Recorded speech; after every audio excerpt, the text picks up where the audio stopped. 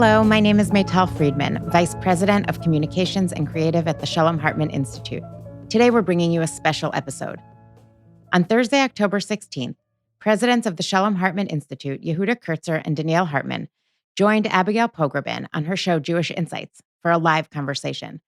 Together, they reflected on the events of the past week as all of the living hostages and some of the fallen returned to Israel and as a ceasefire came into effect.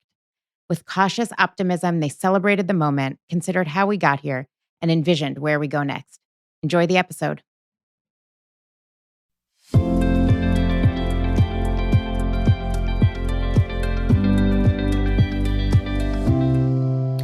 Welcome to In the Spotlight. I'm Abigail Pogrebin, and I'm so glad to be live with you right now with two of the Jewish leaders that I admire most, Rabbi Donniel Hartman and Dr. Yehuda Kurtzer. They are the co-presidents of the Shalom Hartman Institute, a leading research and educational center developing innovative responses to the challenges of our time. They cultivate a new generation of leaders and change agents, and they build transformational educational projects that help inspire a better Judaism and a better Israel for the 21st century. They host two of my favorite podcasts, and I mean I don't miss an episode of either of them. For Heaven's Sake with Donniel Hartman and Yossi Klein Halevi, and Identity Crisis with Yehuda Kurtzer. Yehuda's in New York, Donniel is at the Red Sea. They're both with us today. Welcome, gentlemen. Thanks for having us. Really nice to be with you. I understand you're in a hotel room in the Dead Sea, but we see the clouds behind you, and I think it's a metaphor, Donniel, for what we're all feeling this week. I know it's complicated. I know it's not all blue skies, but I'd love to take us first, let's start with you, and then to go to Yehuda, to October 13th, a historic Monday of this week. It already feels like weeks ago when we watched those incredible videos of the live hostages coming home. Can you just say where you were, how you watched, and what you felt? From 8 in the morning till 5 o'clock in the afternoon, I, together with everybody in Israel, was watching the same thing. And it was Erev Chag, the day before Simchas Torah. So we were cooking, we were shopping, but everybody, it was with you. It was with you in the kitchen. It was with you in the supermarket. It was with you while you're walking in the streets. Imagine what it feels like for a whole country to be watching the same thing. And, so much has been spoken about what the hostage return will mean to Israel, will mean for the war. Well, October 13th had no meaning. It was just a day of feeling. It was just you were smiling and you were laughing and you were crying. And it was just, And let me interrupt you, Donniel. When obviously that feeling, though, must have some meaning, just in terms of how far it feels like we've come in these 2 years. What do you mean? But on October 13th, I didn't think about it. Really? Now, a few days later, I'm ready to analyze that day. We just had a simcha with our family. It's so nice. Our family had a joyful time together. Our children came home. And it didn't need anything else, Abby. It just filled you. You didn't think about its implications and its consequences and whether this is the real victory. It was our family welcoming our children home, right. And we didn't know if they were going to come home. Right. And like each one of us were watching. How does he look? How's he walking? Is he skinny? How skinny? It's like we're a bunch of grandparents. Like, how skinny is he? What color does he look like? It was a day. It was filled with emotions, and there was no room for meaning. Okay. And I want to tell you, and that was enough. Yeah. Dayenu. Yehuda, you're watching from here. Are you on Instagram? I don't even know, because I watch every reunion 15 times over. Yeah. And then there were montages of reunions and music, and I watched those. I never left my phone. Yeah, look, like so many of us, I've been so down for 2 years. And so everything has felt so heavy, very scared about the future at any given moment. I think my spirit started lifting on Shabbat, actually, October 11th. I led services in synagogue and recited Hallel, the Thanksgiving prayers, and for the first time in 2 years felt like I meant it. Like there was something of a feeling of a joy that was possible. I did not stay up to watch the videos, I think because I was nervous about it. I also have been nervous to watch. I know there's good reasons why they record them live. I kind of wish they each had a moment with their families before it was on Instagram for everybody. But like Donniel, you described that Monday, knowing it had already happened, that it's always a possibility something's going to go wrong. Knowing it already happened felt like a totally different preparation for a holiday. And I just really leaned into these last 2 days of holiday celebrations here. Finally, as a holiday, it felt like a reclaiming of all of the holidays that were lost of the last 2 years.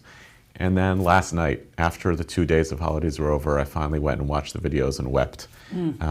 I think I needed to know that it had happened before I could watch it. And there was sort of a kinahara of almost. That's right, and now it's done. And for me, being able to say, let me just celebrate with joy with the Jewish people and with my community and with my kids and with my family, and I feel different as a person today because of that heaviness that felt like it lifted.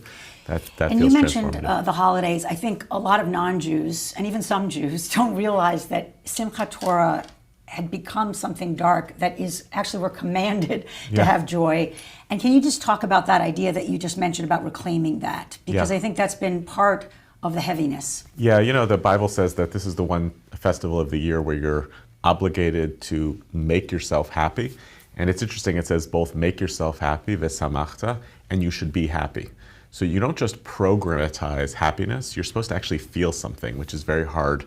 When religion tells you to feel something, it's complicated. I think for the last 2 years, at least, I felt a lot of going through the motions. Okay, well, we'll get together, we'll dance around the Torah, but really our hearts are very heavy.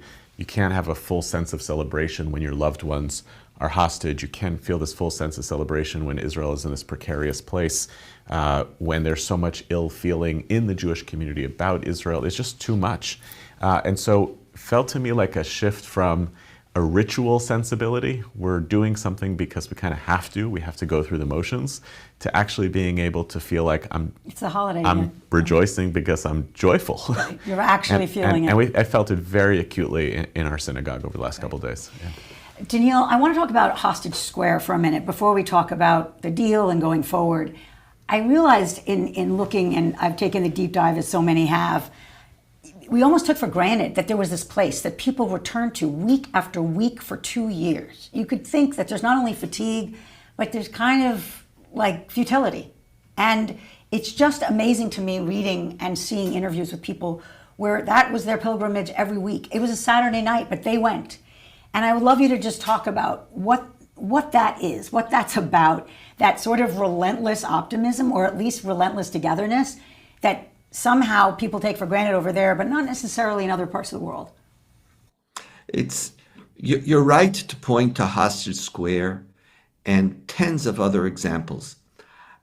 I love being an Israeli.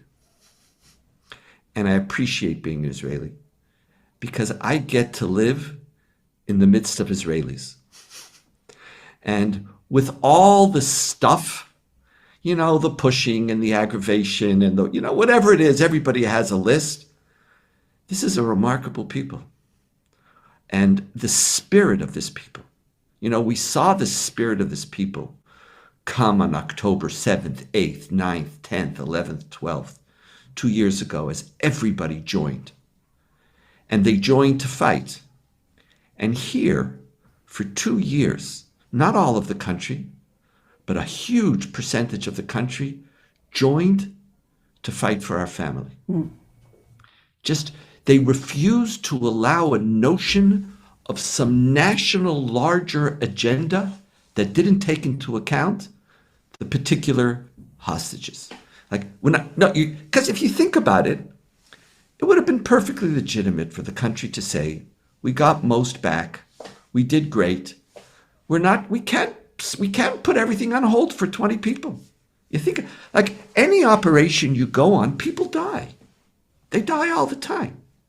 That's the nature of war. But the country or let's say 60% of the country, and it was really carried by the families and Hostage Square protesters, said, there is no larger picture or larger agenda that doesn't take into account the individual members of our family. And that's a part of what our tradition is about.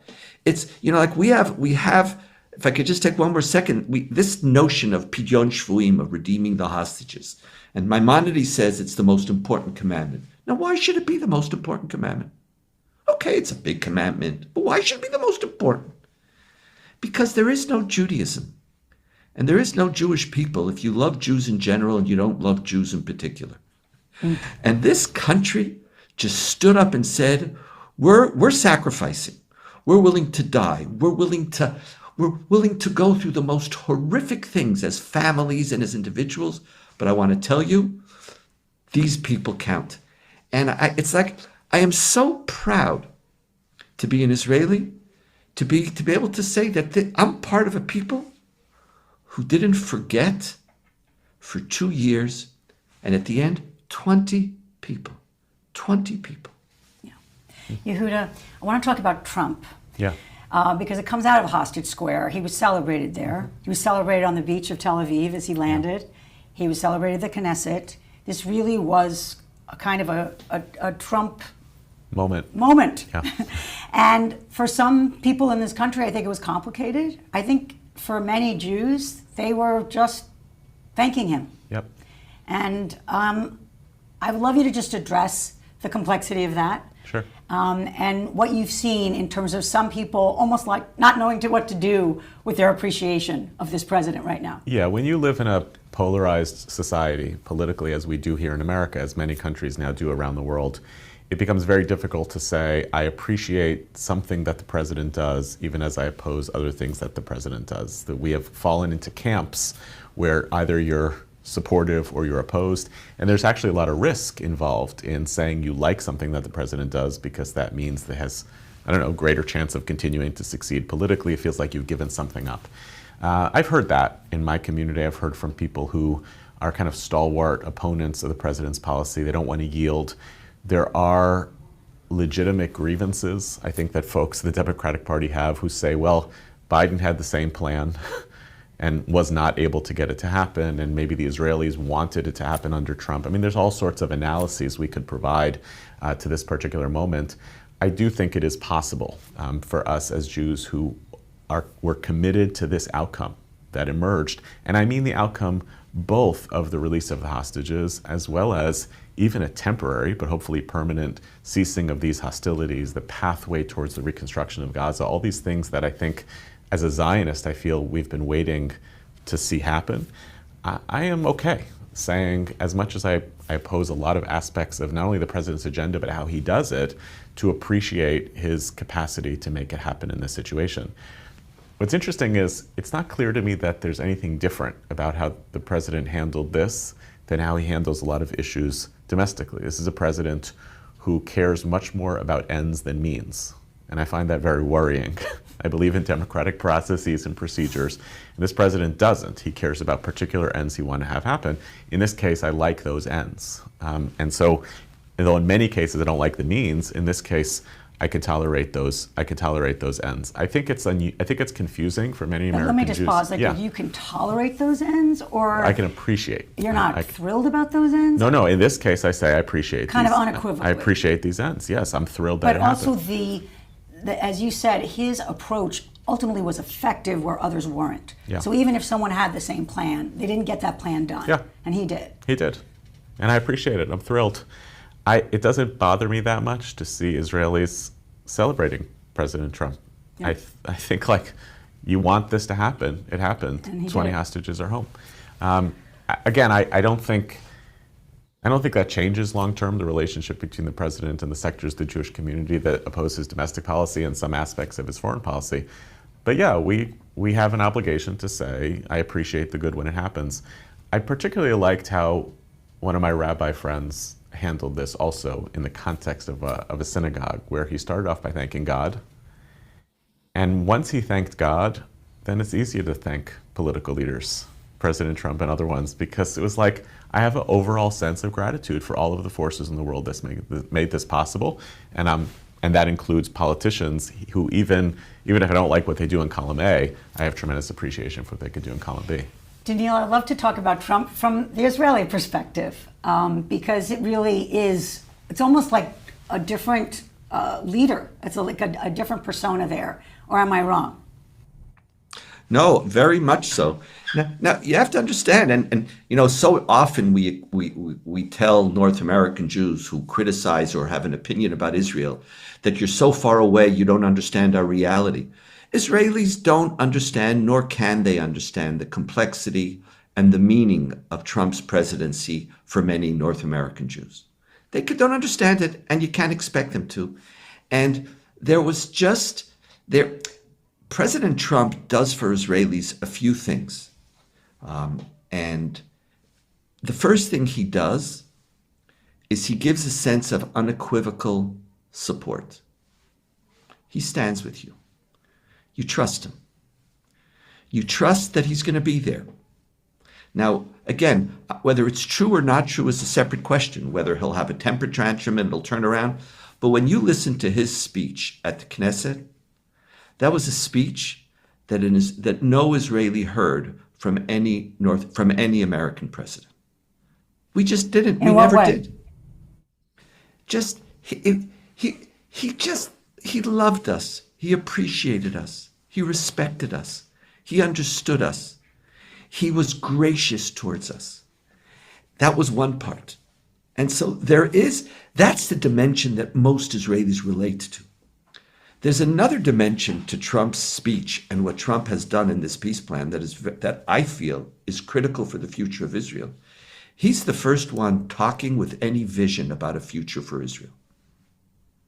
Our prime minister isn't. Our opposition leaders aren't. President Trump gets up and says to all of Israelis, you can't fight the world. They're a big place. You won't win. You fought. And he didn't say you fought and failed, if you notice, because he could have. And many Israeli commentators are now saying, did we win this war? What does it mean? And we'll leave that aside. He said, you were great. Your army's fantastic. You won. Take the victory. And then he says, you're not going to achieve anything else through military means. It's time to go on.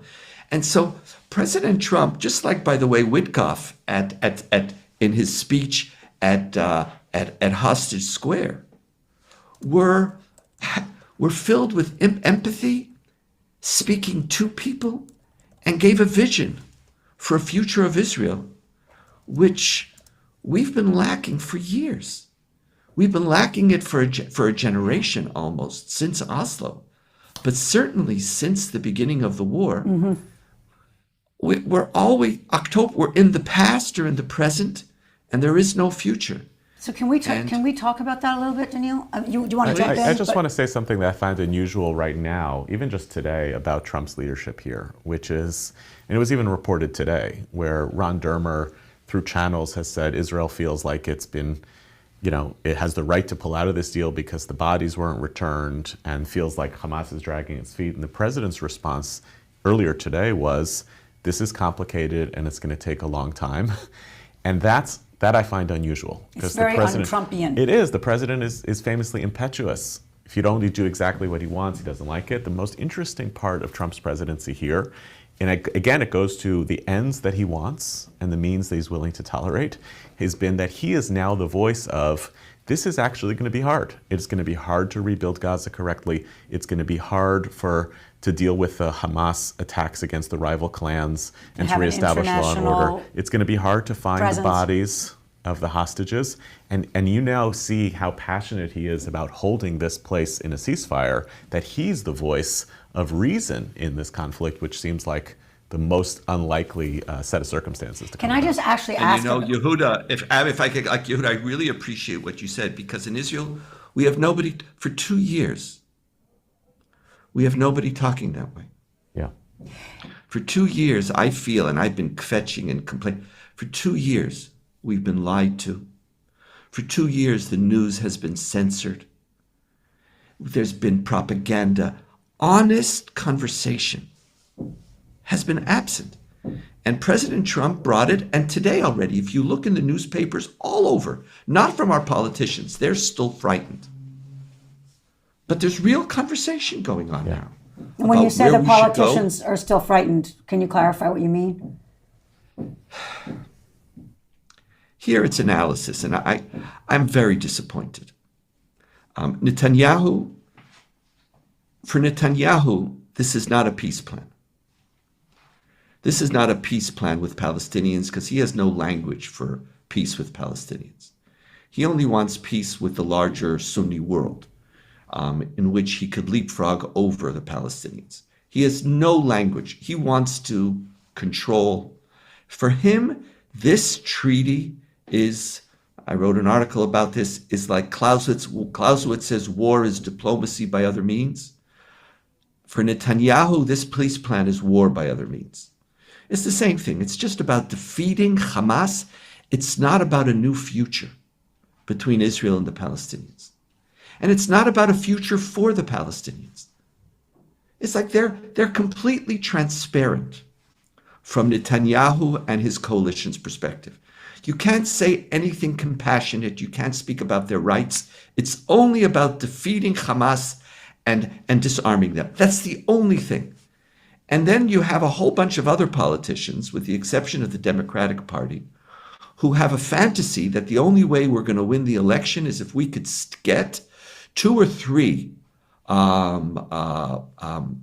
seats away from the Likud. So we want to pretend as if we are to the right of Netanyahu, so that maybe they'll vote for us.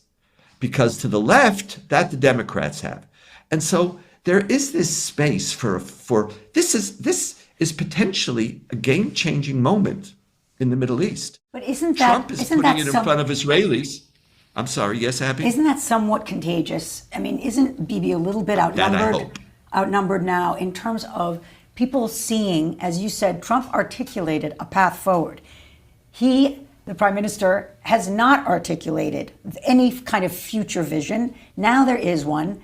And people want it to be over. People really want this to actually be possible, to have an international force there, to demilitarize, all things that are hard. But isn't let it, it's going to take a little time, Abby, because what they're filled with now is what happens if it doesn't work? Like already Hamas is not delivering on the bodies. See, we're traumatized not just by October 7th. We're traumatized by living with another people who we believe have never accepted our existence.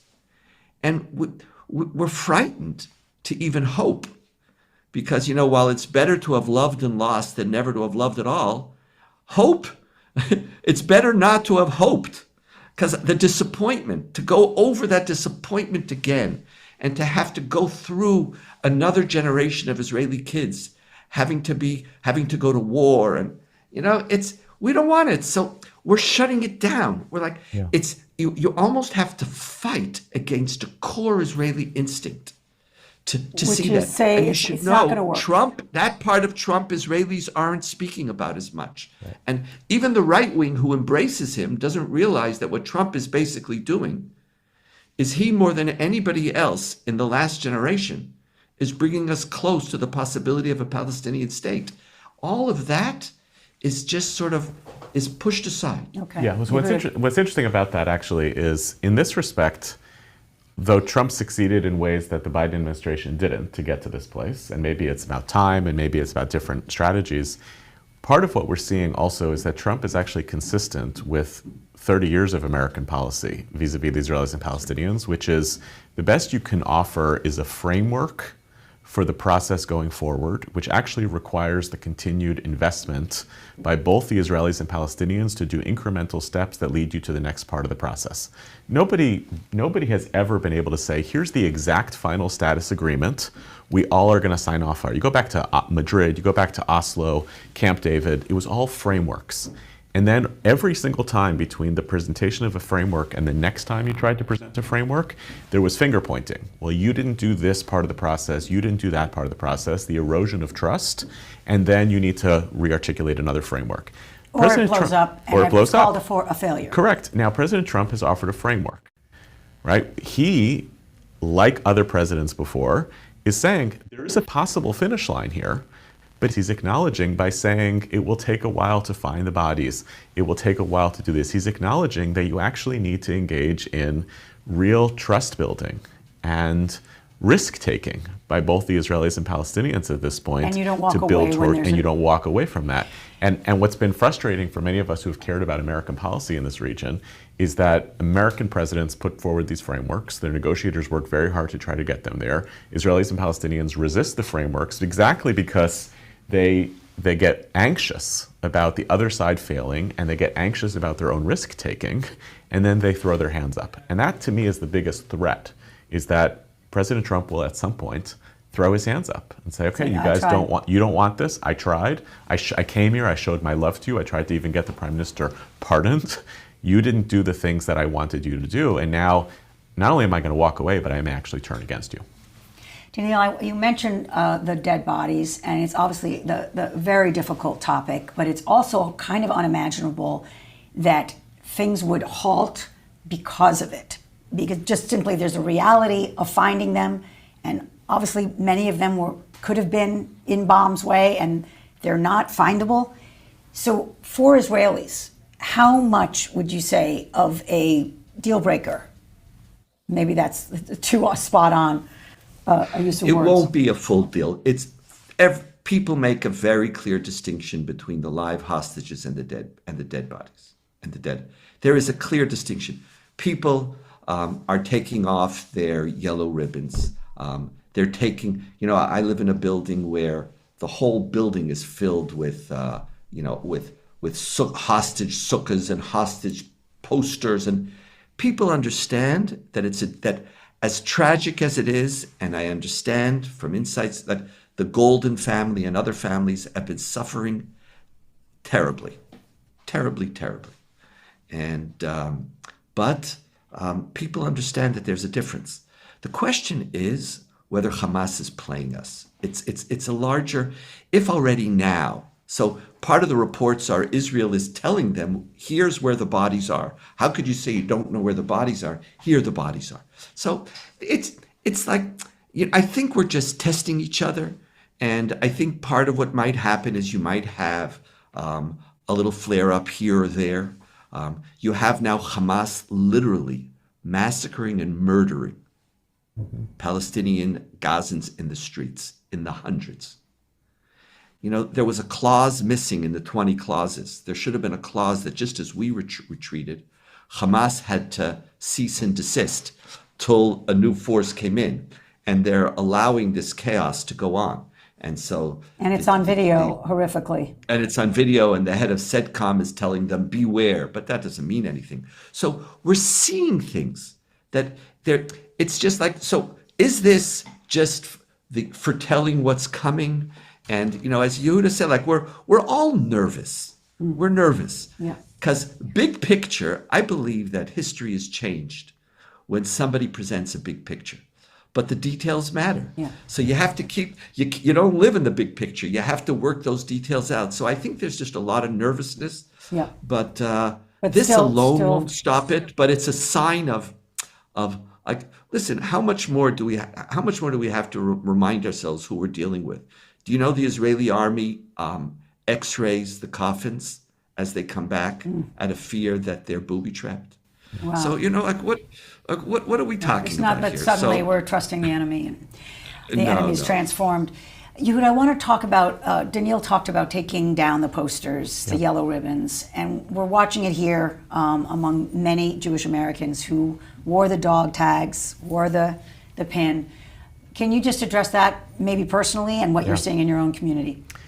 Yeah, I thought, as I was thinking about the last couple of days, I was reminded of a teacher of mine in high school who had a shtick that he used at the beginning of every year that he taught European history, where he said, first sentence he said in 11th grade, on January 1st, 1492, the Renaissance began. And it was his way of teasing that history doesn't work that way, right? Larger historical events take place over time. It's only in retrospect that you're able to look back and say something changed. He was right overall, but he's wrong in the sense that you do need to punctuate moments in time and say this period of time has changed. Something has to happen. And I think Jewish tradition has particular wisdom about this. Like, the reason you mark particular dates in history is not because, like, the destruction of the temple in the year 70 took place in a 124-hour period. Because you have to be able to say, here's the moment in time where I begin the commemoration, and here's the moment in time where I end the commemoration. I think we're seeing that this week. I think when people say, I'm taking off the dog tags, I'm taking off the hostage pin, I'm taking the tape off, there are still people out there, and I totally get it, people I see who say, I'm not taking off the tags until every body comes back, because how would I feel if it was my child? And I understand that. I think it also reflects that these decisions have psychological import. To say, I'm over, I finished with this period of time, also has deep emotional resonance for people. It's like getting up, in some ways, it's like getting up from Shiva or getting up from Shloshim to say, I really am leaving this period of time behind and moving to something else. But I think it will happen the same way that it became really ritually important for so many American Jews in ways that maybe have surprised them, that they feel such a deep sense of solidarity with the Jewish people that they were willing to do something like that consistently every day for 2 years. Now there's the richness and a little bit of the pathos of saying, I'm moving on to a different period in our Yes, I'm at Central Synagogue, and they've had a flag draped over an empty chair for 2 years on the bima, and this Friday they will be removing it for the first time after a lot of thinking about exactly what you're saying, sort of needing to turn that page and actually having Jewish tradition give you permission. Our colleagues at the Institute in Israel composed a different prayer to replace the one for the hostages as a temporary stand-in, which our synagogue did, to say we're no longer going to say the same prayer that we say for the health of the hostages. It doesn't make sense anymore. And instead it was a kind of temporary prayer that says we pray for the health of these hostages who have returned in their road to recovery. We pray for the restoration of the bodies so that they can get a proper burial. And I thought that was a useful way of saying, I'm not going to just rip off the Band-Aid and stop saying this, as though I can stop praying for the same kinds of things I was praying for before. I may need something of a transitional time to get to a place where we then can look back and say, do you remember that period of time in Jewish history when that's what we were focused on? You don't move from one phase to another all that quickly. So I want to go to maybe the transition for Israel in the world. We have seen, and I know it's simplistic to say that Israel's become a pariah state, but we saw something really gaining momentum in the world, and even having allies like France and the UK really taking a very different perspective and abandoning Israel in many ways. What would you say, Donniel, about the feeling there when it comes to Israelis traveling, which many have stopped doing, whether it's to Greece or to Scotland? Like, this sense of just being an Israeli has some kind of stain. Right. It's, there's the not all anti-Zionism or criticism of Israel is anti-Semitic. But we're going to now see which part is anti-Semitic and which part isn't. Because those people who critique this peace plan because somehow it robs Hamas of its inalienable right to armed resistance, I say a plague on all your houses. And so there is a distinction, and we will see a distinction between governments and mobs in the street. Germany already was waiting. You'll see the same thing probably in France, Britain. Spain is a different story. But where there is an ultra-progressive narrative that's dominant, that really isn't about critiquing the excessive civilian casualties of the war, but where the critique really goes to the essence of Israel's right to be, Israel's right to defend ourselves, and a criticism of terrorism, recognizing that Israel has a right. When you say Israel has a right to defend itself, what you're saying is the other side doesn't have a right to kill us. Now that seems simple, But now there's a lot of places like that. And we're going to have to see. So there is a whole group of people who, Yehuda, you beautifully spoke about the ritual. I don't know if they have a ritual, Yehuda, to stop their protests. So they're still stuck. They're still, especially the anti-Semitic ones, and there's a rhetoric that sort of has become predominant. And how do you get off of that? Now, it's true. The fact that there is a ceasefire doesn't mean that for those who believe that Israel did not conduct this war justly, that criticism is still there, and they want to have an accounting of it. But some of the demonstrations, like in Barcelona yesterday, and the violence, the anger, Israelis feel it is an anti-Semitic anger. And so we're going to watch, and it will take some time. And we Israelis like to accuse everybody of being anti-Semitic, even when they're not. It's like it's like the gift that never stops giving.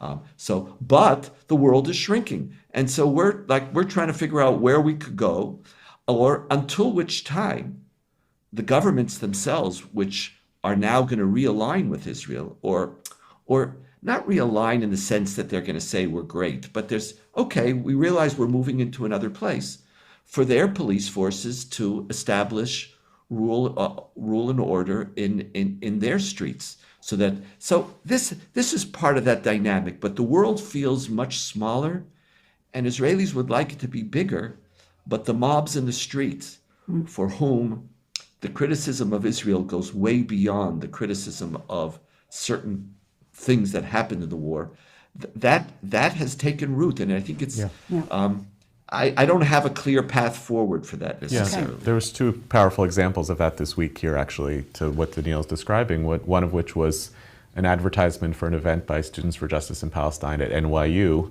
this week as a memorial event for Yahya Sinwar. So that gives you a pretty clear sense of that's not a pro-peace movement. And national SJP, following all of the news about all of this attacks by Hamas on the rival clans in Gaza, had a Instagram post which said "Death to collaborators."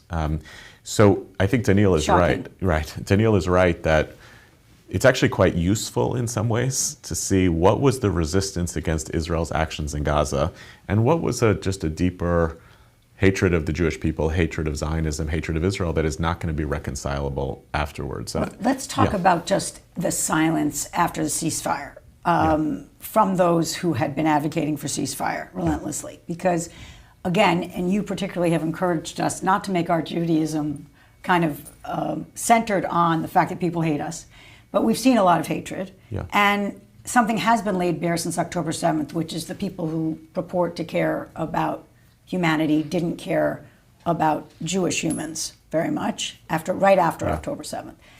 In terms of whether it's celebrities, whether it's prominent progressives, literally saying nothing since any of this deal was announced. How would you say that we should make sense of that? And I'm asking a real way. I try not to make a lot out of people's silence.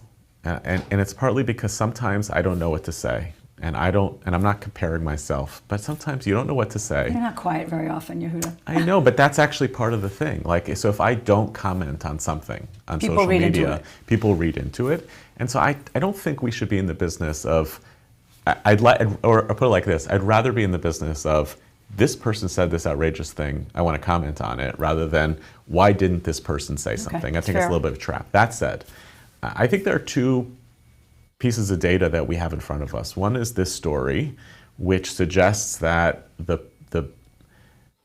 we have seen a dramatic change in the standing of Jews who support Israel and the state of Israel in the world over the past 2 years, and I don't think that's going back in the box. I actually think Yossi, our colleague Yossi, said for years that Yossi Klein-Halevi, thank you. I said for years that the boycott, divestment, sanctions movement won't have material consequences for Israel, but will have material consequences for North American Jews, and especially young people on college campuses who are going to see their identity negotiated and challenged on the basis of their commitments to Israel.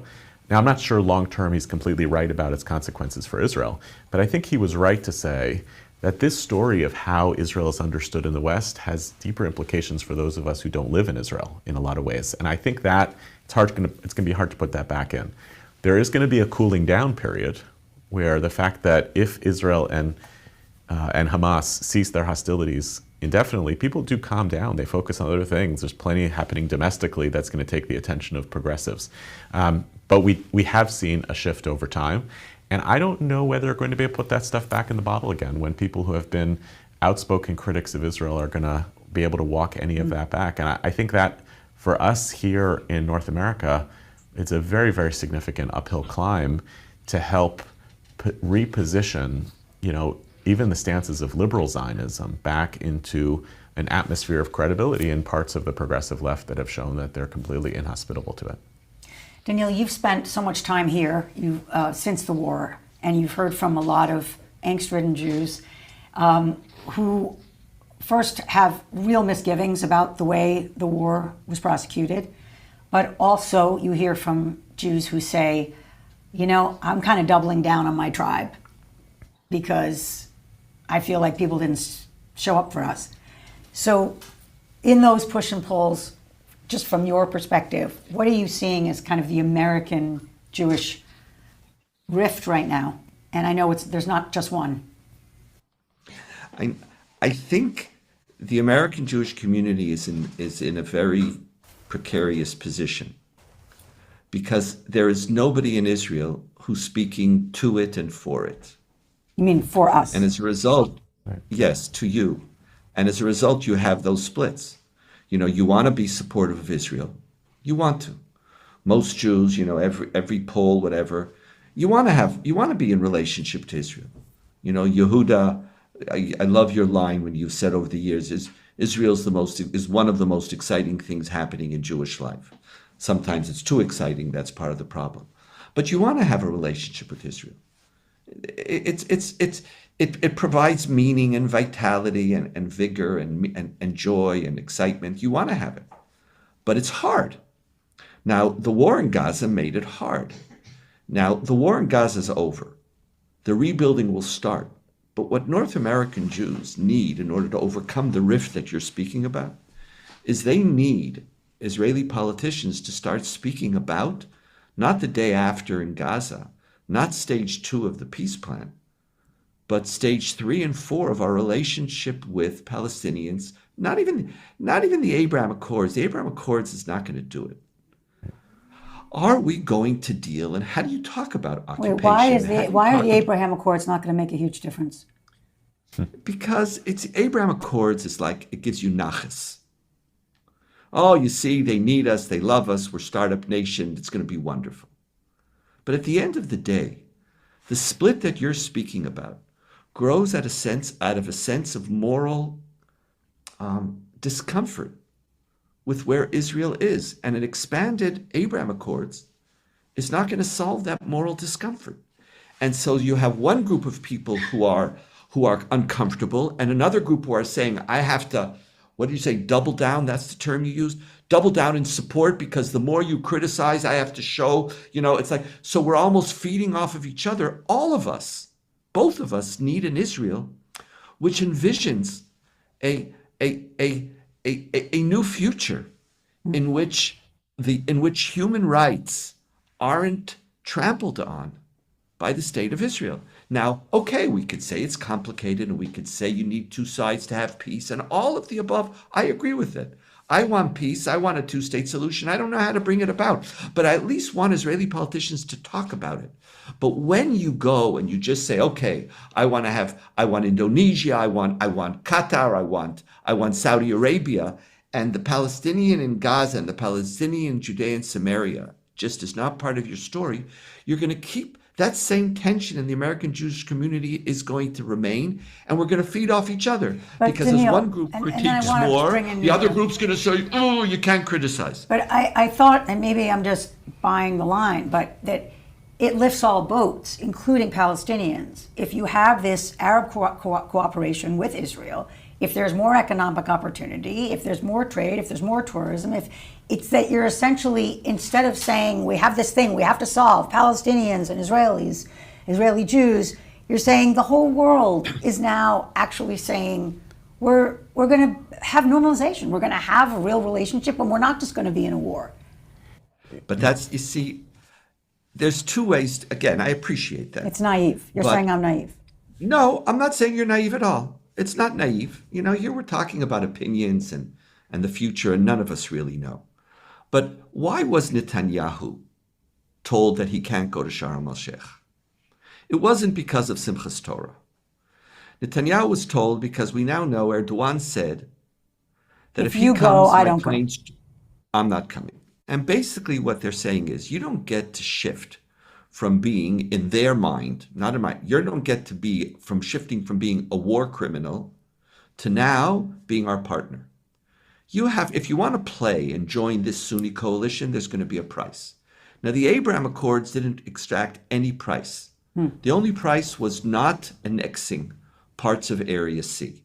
As long as you didn't do that, the Gulf, the Emirates, and they said, okay, we'll sit down, it'll be peace for peace. Define Area C for anyone who doesn't know ABC. Area C is the area under Israeli political and military control, as distinct from Area A and B, which is A is under Palestinian military and political control, and Area B is under Palestinian political and Israeli military control.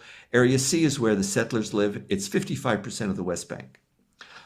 So we were about to annex it, and they Emirates said, "You want to play with us? Don't do that. Other than that, we have no demands." But now what they're saying is, if you want to play, and Saudi Arabia is saying it, and certainly Turkey, which is one of the more complicated parts of this whole puzzle, because they hate us on a level quite similar to Hamas. And the question is whether their interest in F-35s and being in relationship with Trump will trump and override their inherent hatred towards Israel. But at the very least, we're going to have to play. Okay. You're not going to have some phenomenal European Union and right in the middle, Palestinians still their rights being ignored. They're not going to allow for it. They're not going to. It's not going to be there. Who's the they? The Palestinians? But even no, the Arab states won't. But even more, just one last sentence, if I can. You asked. This whole thing started when you spoke about the American Jewish community, but it's not just the American Jewish community. It's me too. It's Donniel Hartman. I don't want to be an occupying people. I'm concerned about Palestinian rights, and having trade with Saudi Arabia and advancing Israel as the center of AI in the whole area doesn't solve my moral problem, nor is it going to solve the moral problem of many North American Jews. Who says, I don't want someone being able to dig a hole and come up in my backyard and kill my children.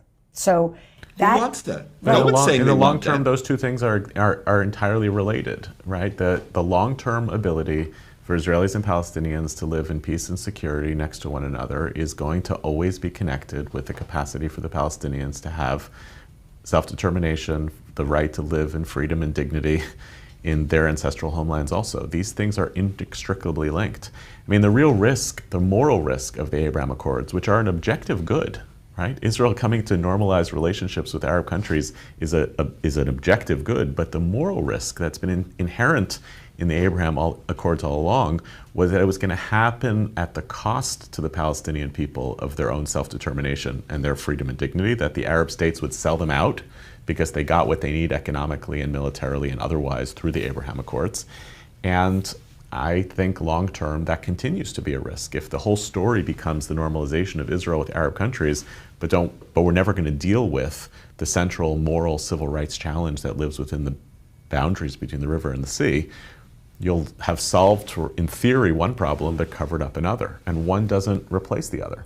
And I just think long-term, the security questions and moral questions, we like to think about them as being separate. Only the pure-hearted think about the moral questions, then they're naive. They don't think about security questions, and it's the serious people who talk about security. I think that's just a foolish way to think about the human condition. It doesn't help us. It certainly doesn't seem to be making things any safer for Israelis and Palestinians. But I want to talk in the real world of the coarsening to both of you that has gone on in terms of, for many in the Jewish community, feeling like after October 7th, something was laid bare, and they're painting a very broad brush about Palestinians not caring about Jews living at all, not caring if Israel lives at all, and not caring about our lives. Is that, I guess it's not whether that's true or not, is how do you address the fact that that is essentially a narrative that many have warmed to. I'm kind of done with compassion. I'm done with humanizing the other because they don't humanize us back. Compassion is not a zero-sum game, right? I only owe it to those who are compassionate towards me. I felt this very deeply. Actually, for me, it's less about Palestinians. It's been about the tensions in the Jewish community with folks who I think have done just outrageous things, said outrageous things, and I felt my heart hardening over these last couple of years. And by the way, this emerges out of fear. It always comes out of fear. When you feel pushed against the wall, it's not just that you don't have compassion for people who you think are bystanders in that process. You have very little room in your neshama, in your soul, in your moral imagination to care about the needs of others, and you only focus on yourself.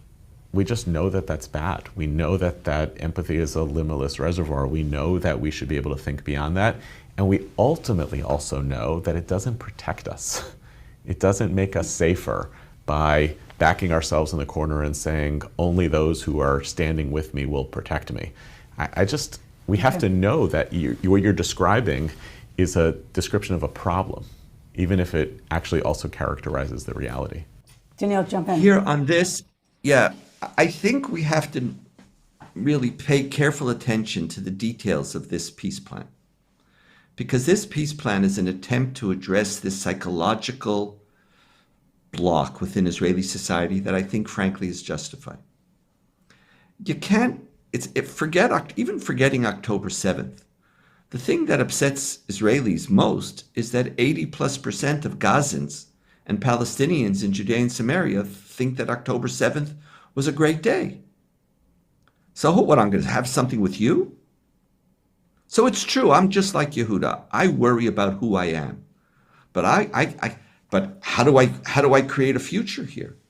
But the details of this plan, and this is both it's a struggle, it could be a serious problem, but it is also its opportunity. This plan in its next stages has nothing to do with the commitment, either moral or political, of the Palestinians. What this plan did, and this was Trump's innovation, is he brought the Sunni universe together and said, do you agree that Hamas can no longer be a player? Which is in essence saying, terror has to stop. The educational system, which glorifies the killing of Jews, has to be changed. All of that has been spoken about. We are now starting a 10, 15-year process of rebuilding Gaza, but through that process, you're talking about a 10, 15-year process in which Palestinian society has to basically say, are you going to show up or not? Do you want to join the Emirates? Do you want to join enlightened Sunni countries? Or do you want to remain in the terror camp? And I want to tell you, it's going to be up to the Palestinians. And at the end of the day, if they choose to remain in the terror camp, then occupation will continue. Okay. So we'll rebuild, but we're not going anywhere. And I'm not worried about like someone digging a hole. I have an army. Okay. October 7th was an aberration. October 7th was a failure of Israel to use even the most 2% of its military capacity in order to protect itself. Would have stopped it, yeah. Would have stopped it. Okay. We have to go to your last answers. So 2 minutes each, really compact. Yeah. A big question. Tal Becker, who is vice president of the Hartman Institute, defended Israel in The Hague and has been at the table in many of these peace discussions in the past. He did an interview with Dan Senor, and he said optimism is a practice. Let's start with you, Yehuda. How is your optimism, and how would you advise we maybe hone it, have more of it? Yeah, Tal saying that working at the Hartman Institute is not a coincidence. It's part of the reason we love Tal. I think it's part of the reason Tal. He's at Hartman is because our institution thinks in optimistic terms. And what that means is not that you think things are going to get better, but that you see yourself as responsible for bringing about a world in which things are better. And to recognize that the alternative is way worse. Being convinced that things will get worse is a pretty good predictor that it will facilitate that. Coming out of a background in studying Jewish history, and especially the last few hundred years, it's like almost impossible to pause the clock at any point in Jewish history and predict what the next 50 years would have looked like. I will say on a personal level, the last 2 years, as I mentioned, have been very hard. And part of the reason it's been hard for me is because I really like spending my time, as you said, not talking about anti-Semitism and the things that we can't control, but talking about how we build a continued vitality for North American Jewry. How do we say not the golden age of American Jewry is over, but what were the things that made it possible, and how do we continue to invest in them? And that feels like it was taken away from us in the last 2 years, that the story of the Jewish people was being written by others.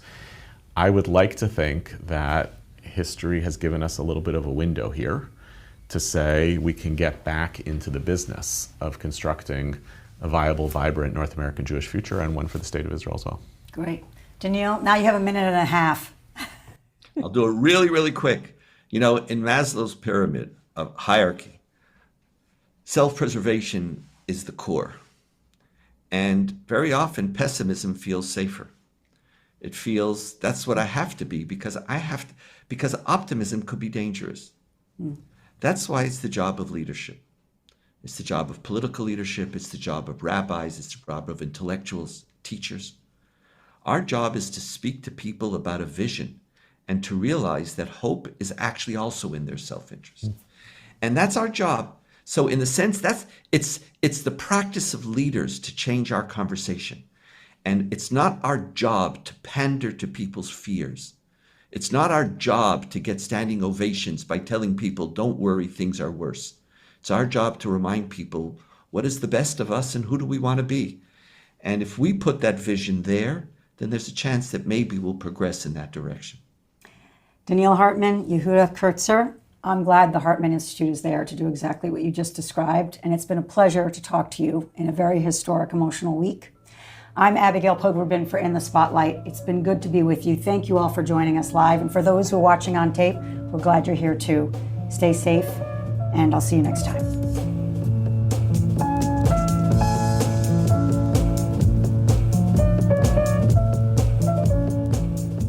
Here are some other things that are happening at the Shalom Hartman Institute this week. As we continue to celebrate this moment, we're also reflecting on its meaning for Israel, the region, and the Jewish people. Check out our Instagram for reflections from our Israeli colleagues on this moment of Bereshit, of beginning again. Our handle is in the show notes. After 2 years of traumatic war, our celebration may be accompanied by fear. How can we really have hope ever again? Donniel Hartman argues that it is essential for Israelis to have hope right now. Read his new article at the link in the show notes. Does Zionism have a future on the American left? The answer isn't obvious.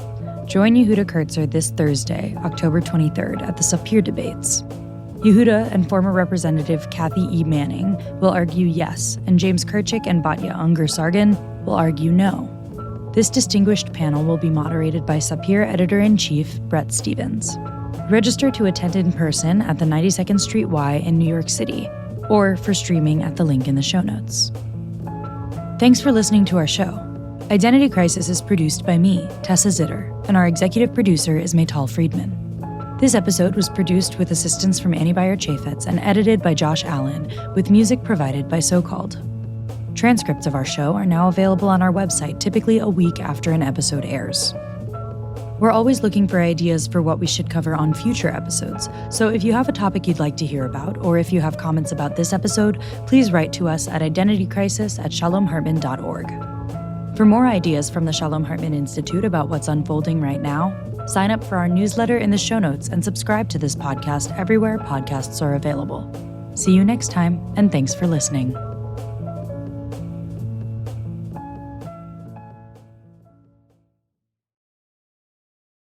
What are we supposed to do and say and be during this time? Judaism has so much complexity to it and so many layers to it that no one layer stands by itself. What you have is Jews who for the very first time feel like their value system is out of sync with the broader sector. I'm your host, Alana Steinhain. Welcome to Texting IRL, where we wrestle with the dilemmas of Jewish life through the lens of classical and modern Torah texts. I am so fortunate that I have a friend and a colleague who I can talk to, Jacob Feinspan, Diana Ginsburg, Dahlia Lithwick, helping us think through these big questions. Why are you guys part of this? What calls you personally to it? What are some of the other things that you work on? What's at stake for you? I think one of the challenges is to figure out how much failed democracy we as Jews can tolerate. We have to find opportunities to make enemies into friends. The model is so majestic in this text. Listen now to Texting IRL, a podcast from the Shalom Hartman Institute, available wherever you get your podcasts. Welcome to the beauty of Jewish interpretation. Exactly.